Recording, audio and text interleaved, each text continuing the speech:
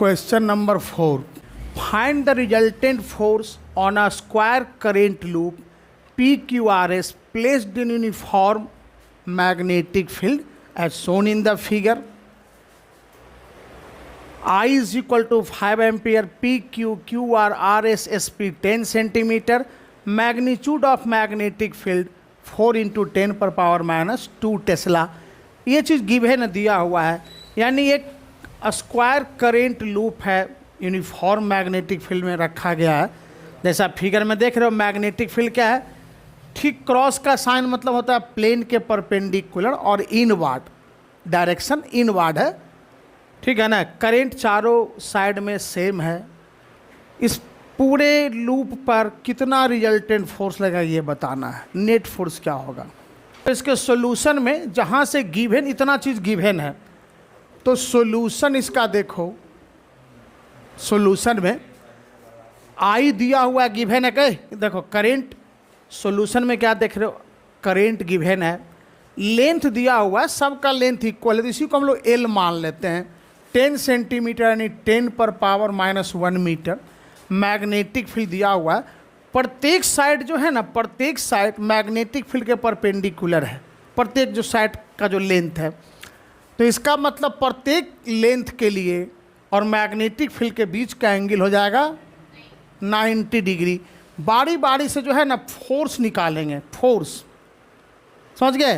तो फोर्स सबसे पहले पी क्यू पर लेते हैं, तो हो जाएगा force on length P Q यानी साइड पी क्यू, फॉर्मूला वही रहेगा BIL साइन 90। तो B हो गया 4 इंटू 10 पर पावर माइनस 2 टेस्ला, I कितना है 5 एम्पियर, L का वैल्यू दिया हुआ है 10 पर पावर माइनस 1 साइन 91, सबका वैल्यू हो जाएगा कितना, हाँ 20 इंटू 10 पर पावर माइनस 3 न्यूटन, या इसको लिख सकते हो 2 इंटू 10 पर पावर माइनस 2 न्यूटन। ये हो गया। अब अगर इसको डायरेक्शन के साथ लिखोगे तो ये हो जाएगा, आवाज़ नहीं करना, एफ पी क्यू, समझ गए। तो मैग्नीट्यूड देखो, मैग्नीट्यूड है 2 इंटू 10 पर पावर माइनस 2 न्यूटन।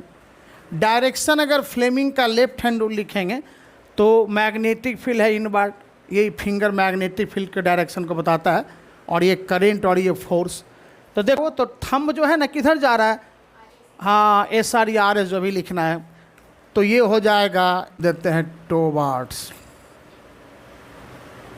सबसे पहले फोर्स किस पर निकाल लिए, PQ पर निकाले। तो PQ मैग्नीट्यूड के लिए बिल साइन थीटा, थीटा जहाँ पर 90 हो गया, B दिया हुआ 4 इंटू 10 पर पावर माइनस 2, I है 5 एम्पियर और लेंथ है 10 पर पावर माइनस 1 साइन 90 का वैल्यू 1। ये हो जाएगा 20 इंटू 10 पर पावर माइनस 3 न्यूटन, 2 इंटू 10 पर पावर माइनस 2 न्यूटन।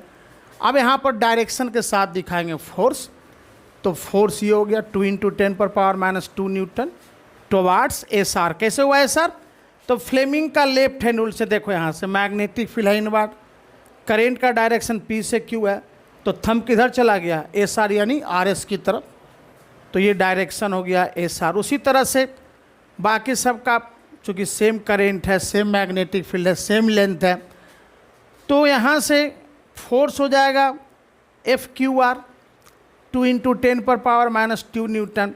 और अगर डायरेक्शन लिखें टुवर्ड्स SP, तो देखो ध्यान से यहाँ पर क्लियरली लेफ्ट हैंड रूल से हो रहा है टुवर्ड्स SP। उसी तरह से RS पर जो फोर्स है 2 इंटू 10 पर पावर माइनस 2 न्यूटन, और फ्लेमिंग का लेफ्ट हैंड रूल यूज करोगे तो उसका डायरेक्शन हो जाएगा टुवर्ड्स PQ। चौथा क्या बच गया, SP ना, तो फोर्स ऑन SP मैग्नीट्यूड वही सेम रहेगा 10 पर पावर माइनस 2 न्यूटन, और डायरेक्शन हो जाएगा टुवर्ड्स किधर, QR। अब देखो क्लियरली PQ पर जो फोर्स लग रहा है और RS पर जो फोर्स लग रहा है, PQ यहाँ पर है, RS यहाँ पर है, मैग्नीट्यूड सेम है, डायरेक्शन अपोजिट है, कैंसिल कर देगा, ठीक है ना एक दूसरे को। और उसी तरह से QR और एस पी पर जो फोर्स है उसका भी मैग्नीट्यूड सेम है, डायरेक्शन अपोजिट है, कैंसिल कर देगा, नेट फोर्स क्या हो जाएगा, 0 हो जाएगा। तो यहाँ से लिखेंगे forces on P Q and R S R equal and opposite, so they cancel each other, cancel each other। उसी तरीके से forces on Q R and S P R equal and opposite, so they cancel each other। तो therefore net force या resultant force कहो, ठीक है ना, net force, इसको रिजल्टेंट फोर्स भी कह सकते हैं। Net force on a square current loop, a square current loop किसके बराबर हो जाएगा, 0 के बराबर। जब सब कैंसिल हो जाए तो बचा क्या, 0। Motion of charged particle in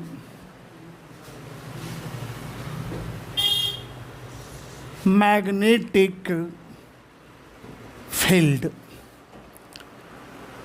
motion of charge particle in magnetic field, इसमें 2 केस जानेंगे। पहला केस में when the charged particle is projected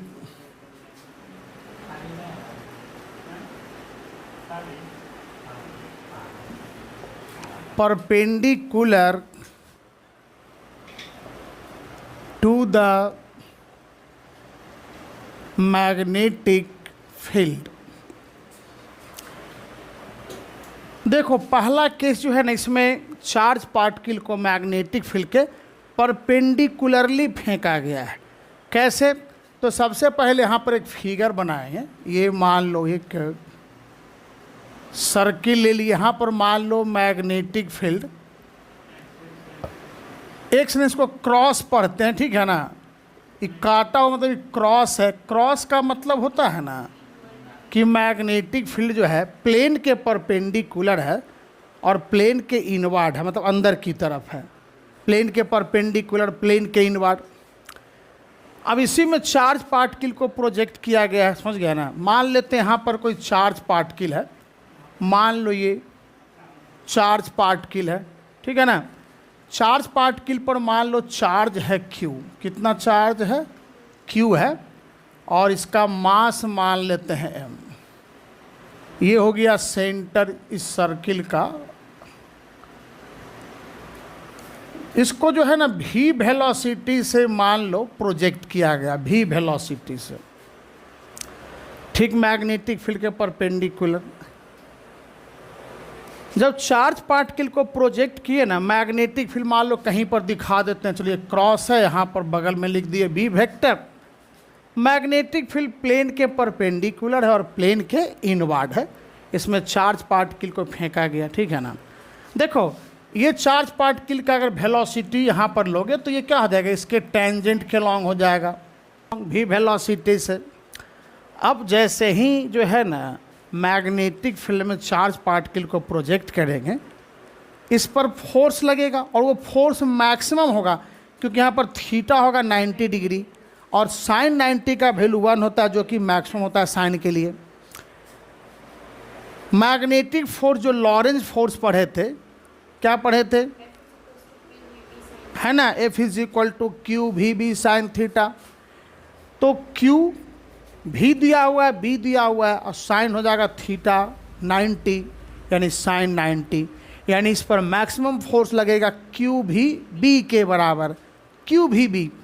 अब यही जो मैग्नेटिक फोर्स लगेगा ना, जो लॉरेंज मैग्नेटिक फोर्स जो लगेगा, वो क्या करेगा, चार्ज पार्टिकल में सेंट्रीपेटल फोर्स प्रोवाइड करता है। क्या करता है, सेंट्रीपेटल फोर्स, अभिकेंद्रीय बल, सेंट्रीपेटल फोर्स, और जिसके कारण जो है चार्ज पार्टिकल एक सर्कुलर पाथ पर घूमना शुरू हो जाएगा। किस पाथ पर, सर्कुलर पाथ पर।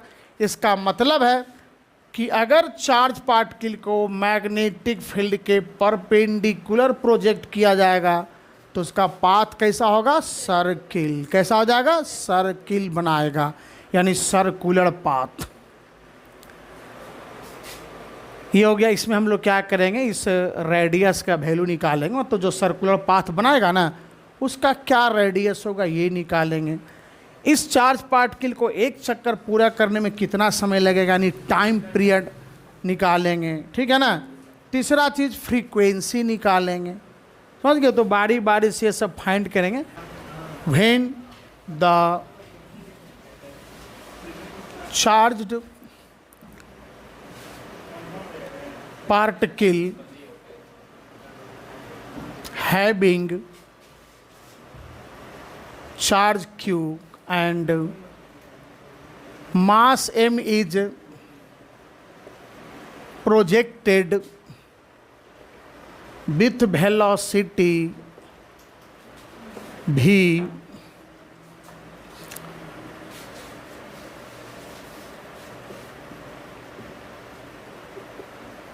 perpendicular to the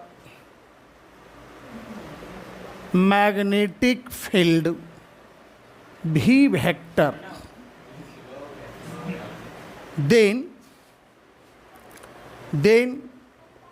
the magnetic force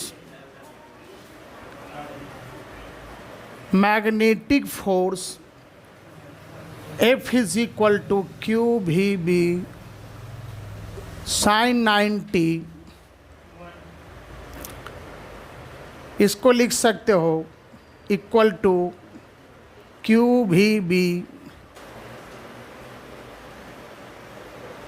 provides centripetal force in it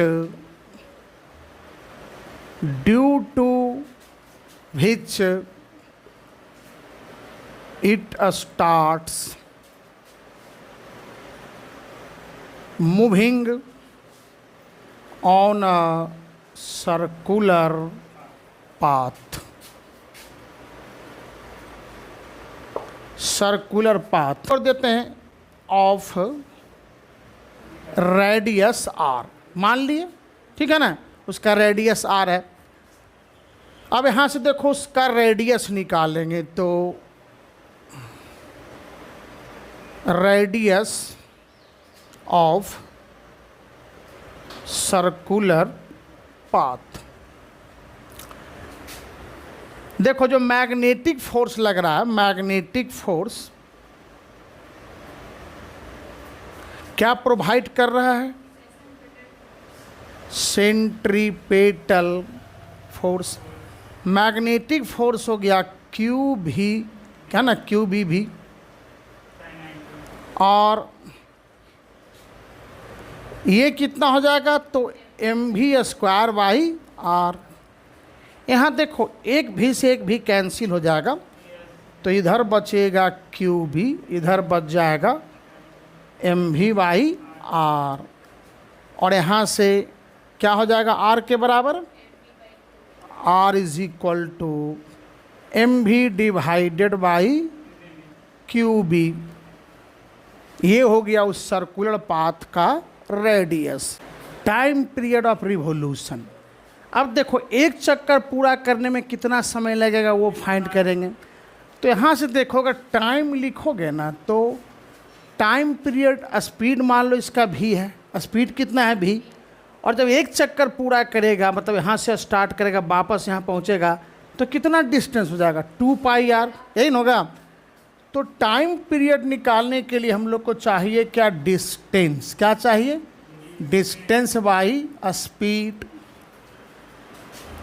distance एक चक्कर पूरा करेगा तो 2πr, स्पीड कितना हो गया v, 2πr।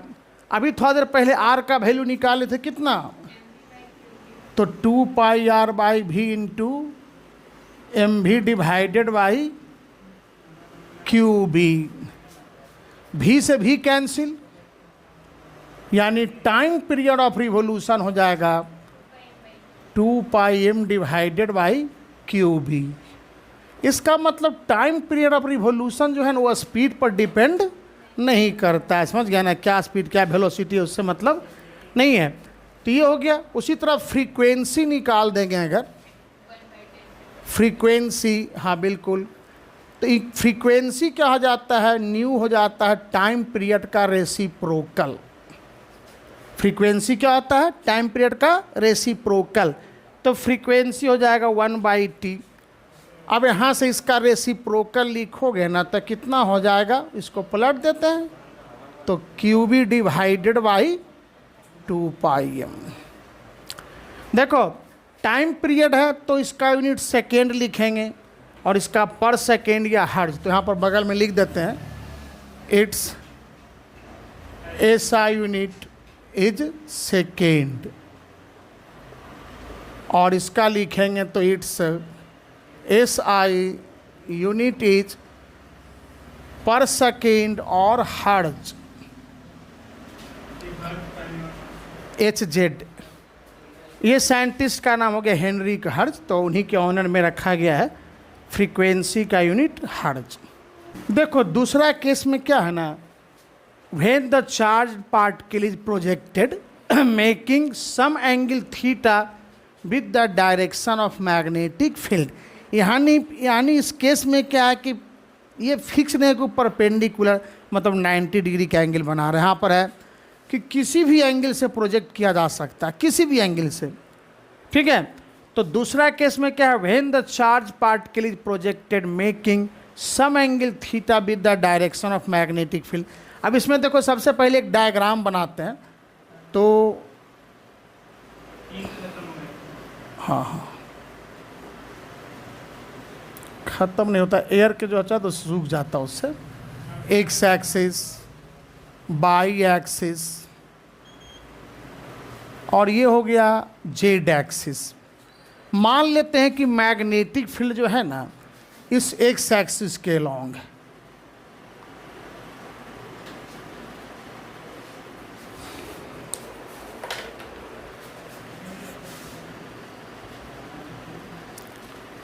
ये हो गया मैग्नेटिक फील्ड एक्स एक्सिस के अलॉन्ग। अब देखो यहाँ पर चार्ज पार्टिकल को मैग्नेटिक फील्ड के परपेंडिकुलर न फेंक करके कुछ एंगल बना के फेंकते हैं।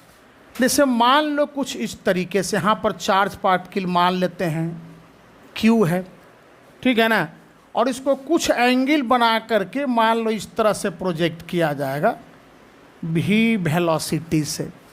कुछ एंगल मान लो ये थीटा बन रहा है, ठीक है ना, थीटा परपेंडिकुलर नहीं है। अब कुछ ऐसे थीटा कुछ भी हो सकता है, ठीक है ना। अगर परपेंडिकुलर हो जाएगा तो फिर वो सर्कुलर पाथ में घूमना शुरू कर देगा। तो परपेंडिकुलर के अलावा अगर कोई और एंगल ले लें, ठीक है ना, उस केस में क्या हो जाएगा, चार्ज पार्टिकल जो है ना, देखो जब इस तरह से प्रोजेक्ट करोगे तो ये जो है इस तरह से घूमना शुरू कर देगा और ये बनाएगा हेलिकल पाथ। कैसा बनाएगा, हेलिकल पाथ। देख रहे हो ये हेलिकल है, स्प्रिंग जैसा, ठीक है, हेलिकल पाथ बनाते हुए आगे बढ़ेगा। ये जो मान लो पाथ बना, इसका भी तो कुछ रेडियस होगा। चलिए यहाँ पर कहीं एक जगह दिखा देते हैं। ये मान लो r हो गया। अब सुनो ध्यान से, इस वेलोसिटी का दो कंपोनेंट, एक हो जाएगा ठीक इस एक्स एक्सिस यानी मैग्नेटिक फील्ड के परपेंडिकुलर, और दूसरा हो जाएगा मैग्नेटिक फील्ड के अलोंग। एक परपेंडिकुलर, दूसरा मैग्नेटिक फील्ड के अलोंग। मैग्नेटिक फील्ड के अलॉन्ग जो कंपोनेंट होगा वो क्या हो जाएगा, भी कॉस थीटा, ठीक है ना। और जो परपेंडिकुलर यानी समझो कि पैरेलल कंपोनेंट है, यानी मैग्नेटिक फील्ड के पैरेलल हो गया ये भी कॉस थीटा के बराबर, और यानी ये दूसरा हो गया ये मान लो दूसरा है भी परपेंडिकुलर, और ये किसके बराबर हो जाएगा, भी साइन थीटा। यानी भी वेलोसिटीज जब प्रोजेक्ट किया गया मैग्नेटिक फील्ड के साथ थीटा एंगल बना करके, ठीक है ना, तो इस भी वेलोसिटी का दो कंपोनेंट, एक मैग्नेटिक फील्ड के लॉन्ग जिसको हम लोग भी पैरेलल लिखें, क्या लिखें, भी पैरेलल, और वो हो गया भी कॉस थीटा के बराबर। दूसरा ठीक मैग्नेटिक फील्ड के परपेंडिकुलर है, भी साइन थीटा के बराबर। यहाँ पर जो परपेंडिकुलर कंपोनेंट होगा ना वो क्या करेगा, चार्ज पार्टिकल को सर्कुलर पाथ पर घुमाएगा। अभी थोड़ा देर पहले पढ़े थे परपेंडिकुलर वाला केस, जो परपेंडिकुलर कंपोनेंट है वेलोसिटी का वो क्या करेगा, चार्ज पार्टिकल को सर्कुलर पाथ पर घुमाएगा। और ये पैरेलल जो कंपोनेंट है यानी वेलोसिटी का पैरेलल कंपोनेंट भी कॉस थीटा, ये क्या करेगा, चार्ज पार्टिकल को घुमाते हुए आगे बढ़ाएगा, मतलब ये आगे बढ़ाएगा और वो सर्कुलर पाथ पर घुमाएगा। तो सर्कुलर पाथ पर घूमते हुए आगे बढ़ेगा, इसलिए पाथ हो जाएगा हेलिकल। कैसा हो जाएगा, helical. When charge Q is projected with velocity v making an angle theta with the direction of b vector यानी magnetic field, then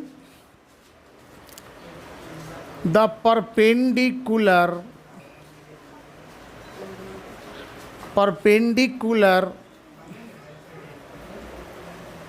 component v sin theta moves the charged particle in circular path and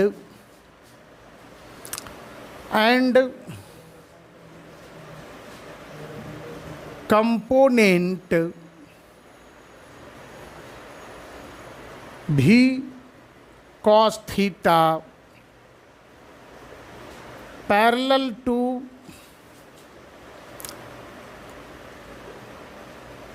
b vector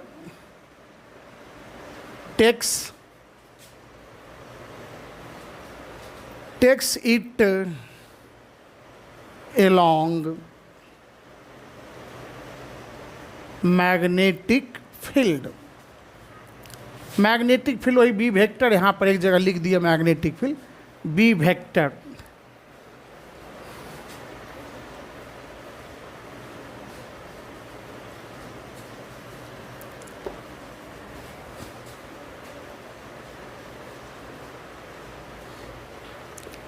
So the charged particle starts moving in a helical path. Helical path, समझ गए ना। इसका मतलब है कि इस case में पाथ कैसा होगा, हेलिकल। कैसा हो जाएगा, हेलिकल पाथ होगा। अब अगर मान लो रेडियस लोगे ना, रेडियस निकालोगे, radius R of the path, तो जो पिछला फॉर्मूला जो डिराइव किए थे ना बस उसी से हो जाएगा। यहाँ पर आर हो जाएगा एम भी परपेंडिकुलर बाई क्यू बी, क्योंकि जो भी परपेंडिकुलर कंपोनेंट है वही उसको क्या कर रहा है, सर्कुलर पाथ पर घुमा रहा है। तो इसको ऐसे लिख सकते हो या इसको लिख सकते हो M V sine theta by Q B.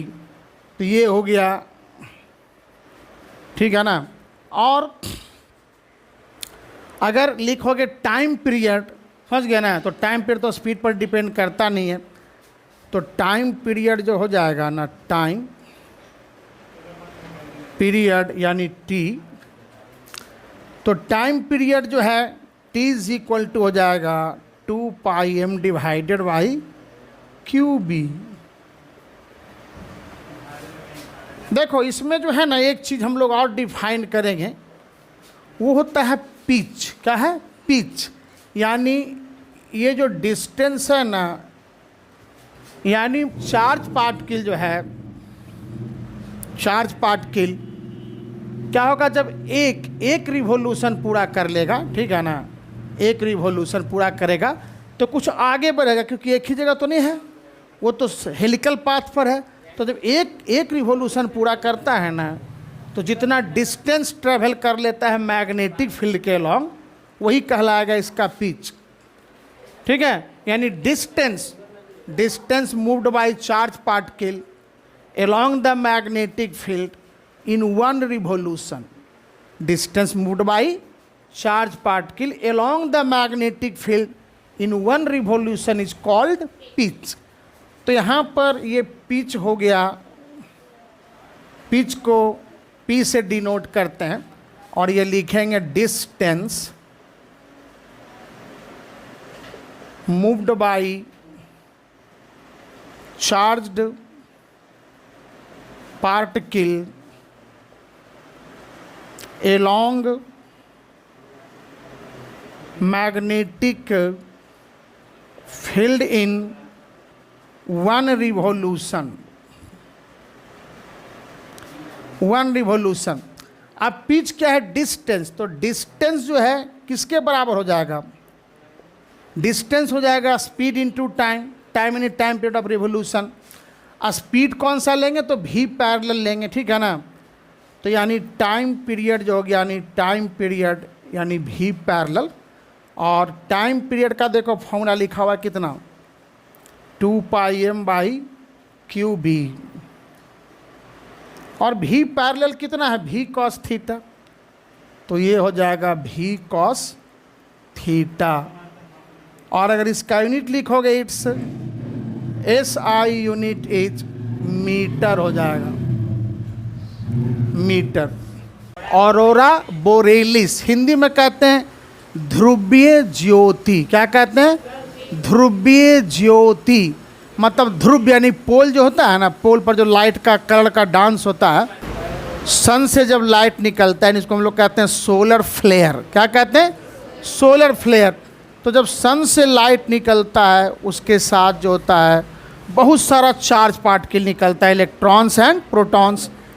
जो चार्ज पार्टिकल निकलता है, इलेक्ट्रॉन प्रोटॉन्स, उसमें से कुछ जो है अर्थ के मैग्नेटिक फील्ड में ट्रैप्ड हो जाता है, मतलब आगे खिंचा जाता है। जब सन से लाइट निकलता है ना, तो लार्ज नंबर में charge particle, electrons and protons भी आता है, जो कि अर्थ के मैग्नेटिक फील्ड में ट्रैप्ड हो जाता है। क्योंकि तुम जानते हो कि पोल के पास मैग्नेटिक फील्ड स्ट्रांग होता है, तो जो मैक्सिमम चार्ज जो आता है ना अर्थ के पर, वो पोल के पास आकर के हेलिकल पाथ में घूमने लगता है। हेलिकल पाथ में कारण क्या है? जो मैग्नेटिक फील्ड और चार्ज का जो वेलोसिटी होगा ना, ऊपर परपेंडिकुलर नहीं रहता, कुछ अलग एंगल बनाता है, और इस कारण से वो हेलिकल पाथ पर घूमने लगता है। किस पाथ पर? हेलिकल पाथ पर। जैसे जैसे मान लो चार्ज पार्टिकल बढ़ते जाता है, चार्ज पार्टिकल का डेंसिटी बढ़ता है, और वो क्या होता है कि एयर मोलिक्यूल से कोलाइड करना शुरू करता है, टकराना शुरू करता है। एयर में मोस्टली क्या है? नाइट्रोजन एंड ऑक्सीजन, यही दो है। तो चार्ज पार्टिकल जो है ना, जब एयर मोलिक्यूल से कोलाइड करता है तो एनर्जी का ट्रांसफ़र होता है, और उस स्थिति में एक्साइटेड ऑक्सीजन यानी ऑक्सीजन एनर्जी लेकर के ग्रीन लाइट प्रोड्यूस करता है। कौन सा लाइट? Green light. और excited nitrogen pink light produce करता है। कौन सा लाइट? Pink light. अब सुन लो, ये जो दो तरह का लाइट हुआ ना, ग्रीन और पिंक, ठीक है ना। अब ये दोनों जो है चूँकि चार्ज पार्टिकल मूव करता रहता है, घूमते रहता है हेलिकल पाथ पर, इस कारण जो कलर जो प्रोड्यूस होता है ना, लाइट जो प्रोड्यूस होता है पिंक और ग्रीन, वो भी जो है घूमता रहता है, डांस लगा कि डांस कर रहा है, कलर का डांस, ठीक है। तो ये जो कलर का डांस जो दिखाई पड़ता है ना, इसको फिजिक्स की भाषा में ऑरोरा बोरिएलिस यानी ऑरोरा बोरेलिस कहते हैं। क्या कहते हैं? ऑरोरा बोरेलिस कहते हैं।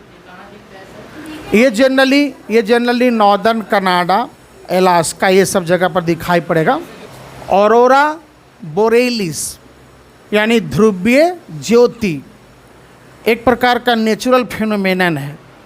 जब सन से लाइट आता है, सन से यानी सोलर फ्लेयर जब निकलता है, तो उसके साथ लार्ज नंबर में चार्ज पार्टिकल निकलता है, इलेक्ट्रॉन्स एंड प्रोटॉन्स। उसमें से कुछ चार्ज पार्टिकल जो है अर्थ मैग्नेटिक फील्ड के कारण ट्रैप्ड हो जाता है अर्थ मैग्नेटिक फील्ड में, और मोस्टली जो है वो पोल के पास ही ट्रैप्ड होता है, पोल्स के पास, नॉर्थ हो चाहे साउथ पोल हो, पोल के पास ट्रैप करता है। जो चार्ज पार्टिकल आता है ना, वो अर्थ का जो मैग्नेटिक फील्ड है पोल के पास जो डायरेक्शन है उसके परपेंडिकुलर न होकर के कुछ अलग एंगल बनाता है। इस कारण से वो चार्ज पार्टिकल जो है हेलिकल पाथ पर घूमना शुरू हो जाता है। कौन से पाथ पर? हेलिकल पाथ पर। अब हेलिकल पाथ पर घूमेगा, एयर मोलिक्यूल से टकराएगा, जैसे जैसे चार्ज का डेंसिटी बढ़ेगा कोलिजन भी बढ़ते जाएगा, एनर्जी का ट्रांसफ़र होता है। एयर में मोस्टली क्या है? Nitrogen and oxygen. तो excited oxygen green light produce करता है और excited nitrogen pink light produce करता है। ये जो ग्रीन और पिंक जो है ना, एक मतलब ऐसा लगेगा कि नृत्य कर रहा हो, डांस कर रहा हो आकाश में, ठीक है ना। और इसको फिजिक्स की भाषा में ही कहते हैं ऑरोरा बोरेलिस, यानी जो कलर का जो डांस होता है ना, कलर का जो नृत्य होता है, समझ गए? कलर का जो डांस होता है इसी को कहते हैं ऑरोरा बोरेलिस।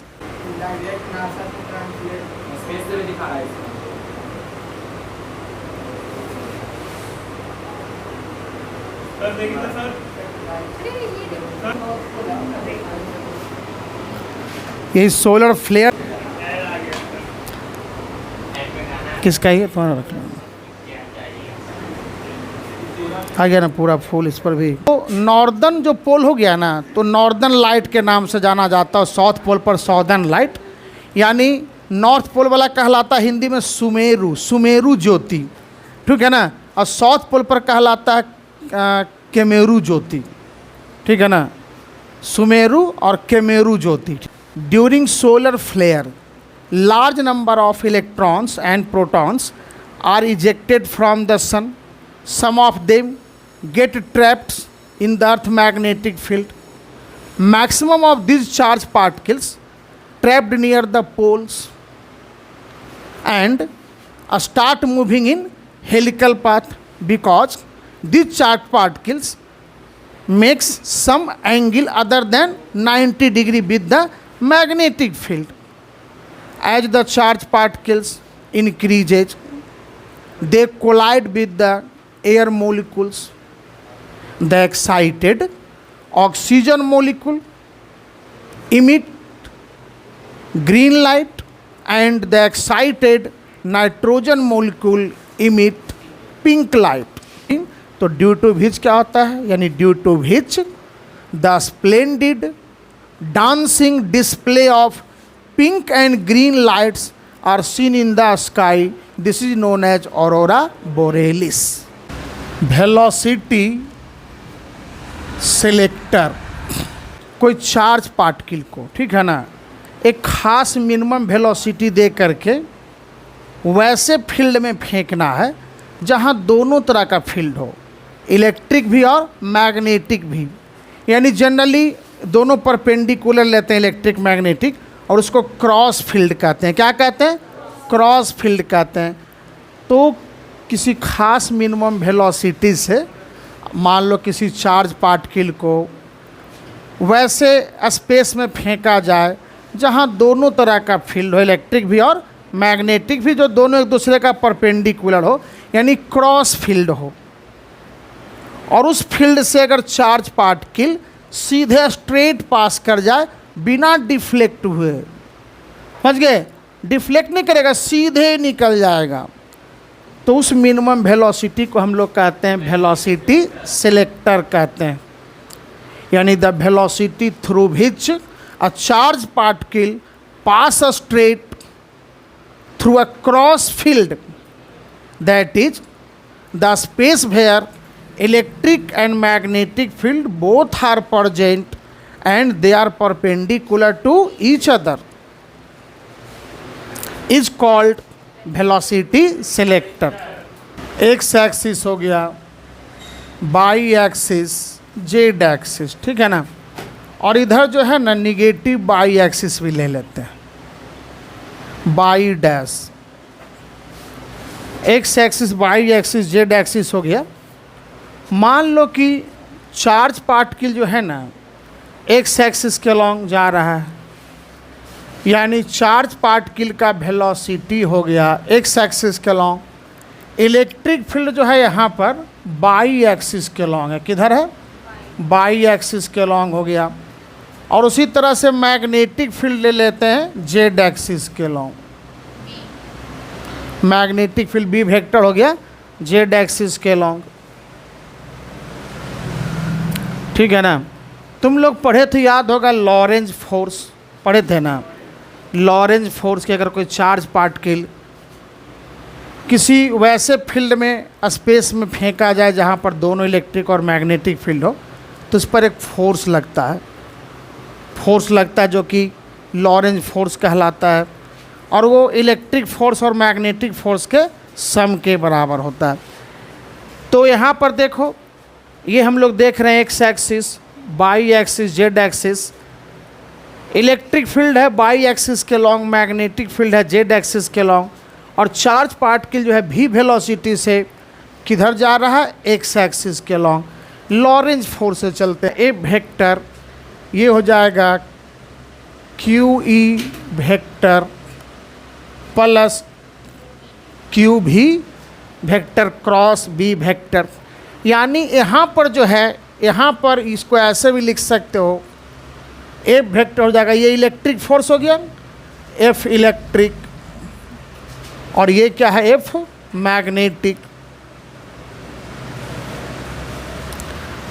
अब सुनो ध्यान से, यहाँ पर सबसे पहले हम लोग क्या करेंगे, इसको लिखते हैं, ठीक है ना, इसको लिखेंगे एफ वेक्टर का साइन लगा देते हैं, तो एफ इलेक्ट्रिक किसके बराबर है, क्यू ई वेक्टर है ना, किसके बराबर है, क्यू ई वेक्टर। अब यहाँ ध्यान से देखो, इलेक्ट्रिक फील्ड किसके लॉन्ग है, बाई एक्सिस के लॉन्ग, तो इसको हम लोग ऐसे लिख सकते हैं Q E J cap, E vector को ई जे कैप। उसी तरह से मैग्नेटिक फोर्स लिखेंगे एफ मैग्नेटिक, ये है Q V vector cross B vector. Q velocity किधर, एक्स एक्सिस के लॉन्ग, तो इसको लिखोगे भी आई कैप, क्रॉस है तो क्रॉस। मैग्नेटिक फील्ड है जेड एक्सिस के लॉन्ग, तो हो जाएगा बी के कैप, तो के कैप को पहले लिख दो, इनटू कर देते हैं बी। आई क्रॉस के क्या होता है, माइनस जे, तो इसका मतलब हो जाएगा यहाँ पर माइनस, ये चलिए एक स्टेप बढ़ा देते हैं तुम लोग की सुविधा के लिए, तो Q भी हो गया और ये हो गया माइनस जे कैप इंटू बी हो गया, यानी इसको लिख सकते हो माइनस Q भी बी जे कैप, ये हो गया। अब यहाँ से ध्यान से देखो, इलेक्ट्रिक फोर्स हो गया पॉजिटिव बाई एक्सिस के लॉन्ग, मैग्नेटिक फोर्स हो गया, समझ गया ना, निगेटिव बाई एक्सिस के लॉन्ग। मान लो हम लोग चार्ज हो चाहे इलेक्ट्रिक फील्ड मैग्नेटिक फील्ड को इस तरह से एडजस्ट कर दें, यानी इलेक्ट्रिक फील्ड और मैग्नेटिक फील्ड को इस तरह से एडजस्ट करें कि ये दोनों फोर्स हो जाए बराबर। अगर दोनों इक्वल हो जाएगा तो दोनों को ऐड करोगे तो सम क्या हो जाएगा, जीरो, क्योंकि डायरेक्शन तो अपोजिट है। अगर मैग्नीट्यूड सेम हो जाएगा तो दोनों का सम जीरो, तो नेट फोर्स क्या हो जाएगा, जीरो हो जाएगा। जो नेट फोर्स लगेगा वो जीरो, एफ जो हो गया यहाँ पर। तो लिखेंगे if we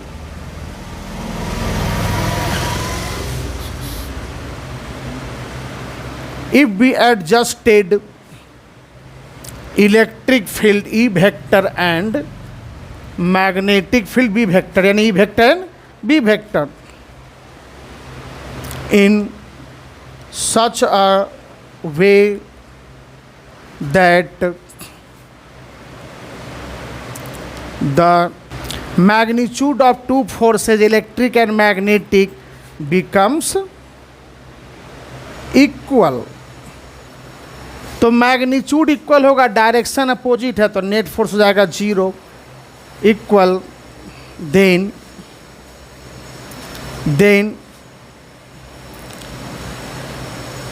resultant force F vector बराबर क्या हो जाएगा, जीरो। एफ वेक्टर हो जाएगा जीरो। अब लिखेंगे, देखो देयरफॉर, यहाँ से जो है ना क्या दिया हुआ है, चाहो तो इसको इक्वेशन 1 मान लो, तो देयरफॉर, ठीक है ना, फ्रॉम 1 यहाँ से जीरो बराबर करेंगे तो हो जाएगा एफ इलेक्ट्रिक,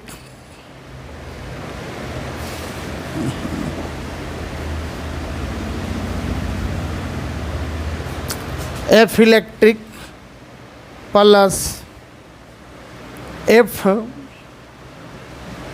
मैग्नेटिक। गौर से देखो ध्यान से, यहाँ पर इलेक्ट्रिक फोर्स कितना है, यही ना, क्यू ई जे,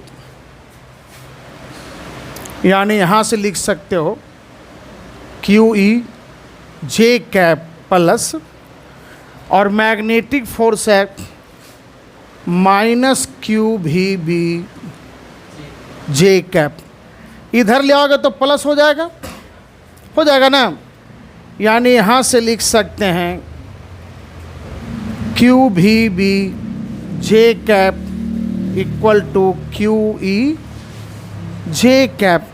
दोनों तरफ से क्यू और जे कैप कैंसिल होगा कि नहीं, तो V V is equal to हो जाएगा ई, और यहाँ से लिख सकते हो ई बराबर, ये भी बराबर ई बाई बी। तो यहाँ पर देखो लिख देते हैं V is equal to E divided by B. इसी को कहते हैं velocity selector. This is known as velocity selector।